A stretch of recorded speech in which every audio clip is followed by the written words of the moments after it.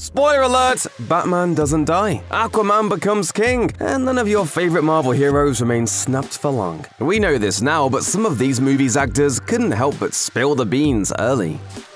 Tom Holland has become synonymous with spoilers. This Spider-Man actor is notorious for accidentally blabbing in interviews, from mentions of the quantum realm to spoiling big stunts. Who among you is least trustworthy when it comes to the secrets? Even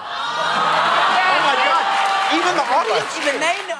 Because of the young actor's tendency to say a little too much, the running joke within the Marvel cast is that Holland is paired with Benedict Cumberbatch for interviews, who stops him from revealing plot secrets. However, Cumberbatch couldn't stop him from sharing his character's fate during an early screening of Avengers Infinity War. While coming out onto the stage, the young actor used a microphone to greet the cheering crowd with the words, "I'm alive!" But the fans hadn't seen the movie yet, so his declaration gave them a hint as to who wasn't surviving the snap. The other cast and crew members there ribbed Holland about his word choice, calling it a spoiler and covering his mouth. After Cumberbatch came out, Holland asked if the theatergoers had seen the film yet, realizing his mistake. If fans weren't sure who would survive the battle, they knew that their friendly neighborhood Spider-Man wasn't on the list of survivors.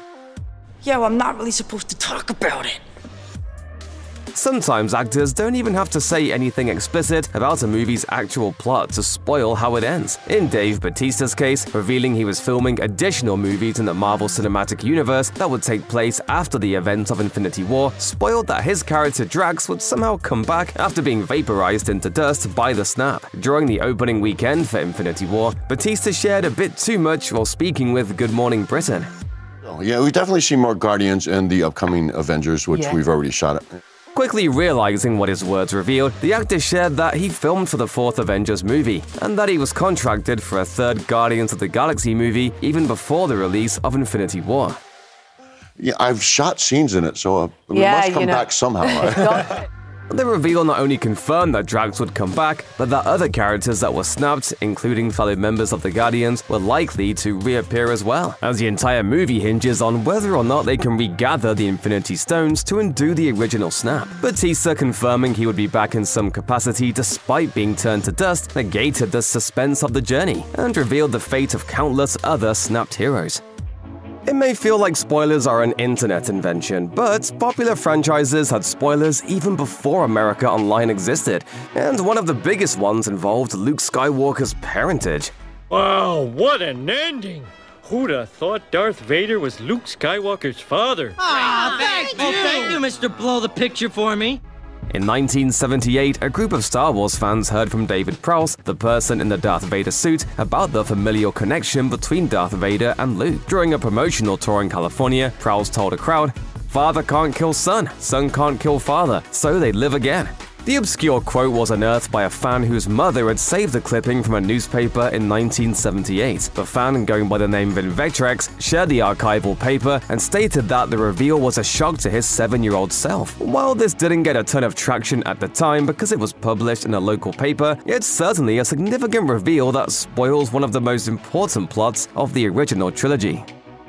Spoilers for major franchises are almost a given in today's need to feed the 24-hour content cycle, which was an unfortunate reality for fans of Christopher Nolan's Batman movies. While Anne Hathaway was on The Late Show with David Letterman to promote the final film in the trilogy, she was faced with Letterman spoiling the movie and trying to react in the moment.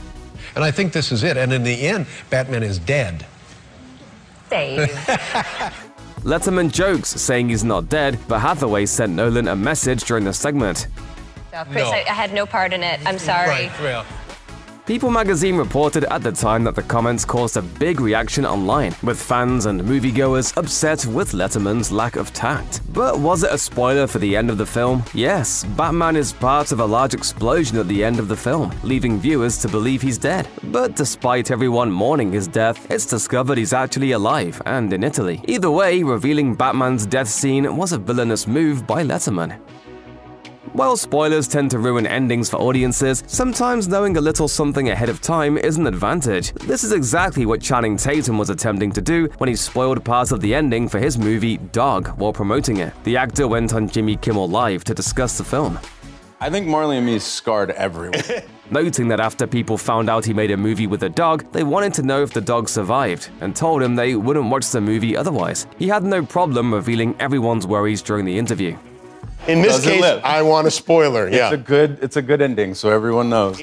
Tatum was extremely sensitive to the fact that audiences are usually worried about the outcome of pets in fictional media, to the degree that there are even websites dedicated to tracking dog deaths on film and TV and in books. In a rare case, the actor guaranteed that more people would be inclined to see his movie by giving a spoiler.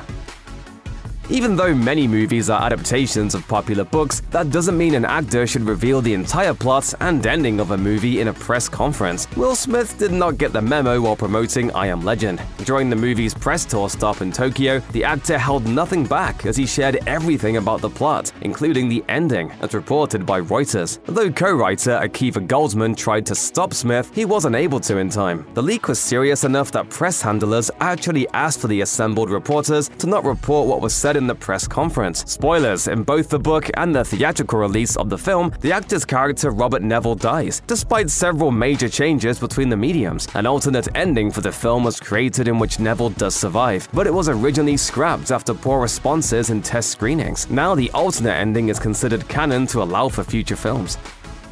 It's almost common now that an actor spoils a movie with a single post on social media. Sometimes it's because of a revealing costume piece or prop, but in Sylvester Stallone's case, he gave up the ending and shocking reveal for his character in Creed. In an innocent post to show his followers his creative process, the actor revealed a photo of his desk with the caption, "Where the screenwriting happens." The picture features several knives, a pair of glasses, a yellow legal pad, and what appears to be a page from the end of the script for Creed. While it isn't immediately legible at first glance, eagle-eyed fans were quick to decipher anything they could from the page. While it incorrectly divulges that Adonis wins his match, it also shares that Rocky has been diagnosed with cancer, creating a bittersweet ending for audiences and ruining what would have likely been an emotional reveal for viewers. The Time Traveler's Wife is another movie based on a popular book, and much like Will Smith, star Rachel McAdams spoiled nearly the entire plot of the movie for the less well-read while promoting it on The Daily Show with Jon Stewart. Stewart jumps into his questions right away, causing McAdams to reveal the bulk of the plot and the fate of her character, Clara's husband, Henry. He goes as far as his own childhood, and he goes forward as far as his own death. So it's just yeah. Stewart asks a follow-up question to confirm that the husband knows how he's going to die. Now we've ruined everything. The two continue to joke, pretending to restart the interview and that what they were talking about before was actually an entirely different movie. Of course, if fans read the book before heading to theaters, they would already know how the movie ends, since the adaptation didn't change the events that lead to Henry's death, but that condition probably didn't apply to the average late-night viewer. While promoting Aquaman during San Diego Comic-Con, Jason Momoa may have overshared slightly when telling viewers during a Facebook Live what to expect when the movie came out later that year. The actor was doing a live interview with Entertainment Weekly at the event when he spoiled the ending of the film. So this whole journey of him going to become the king, I think at the last frame of this movie, you're going to see him actually become what he's destined to be. The actor moved on, answering questions from viewers, but some caught the spoiler right away. While fans of the characters and comics may have already known this is going to happen at some point, Momoa's statement revealed that Aquaman would take the throne and become King of Atlantis by the end of his first solo movie.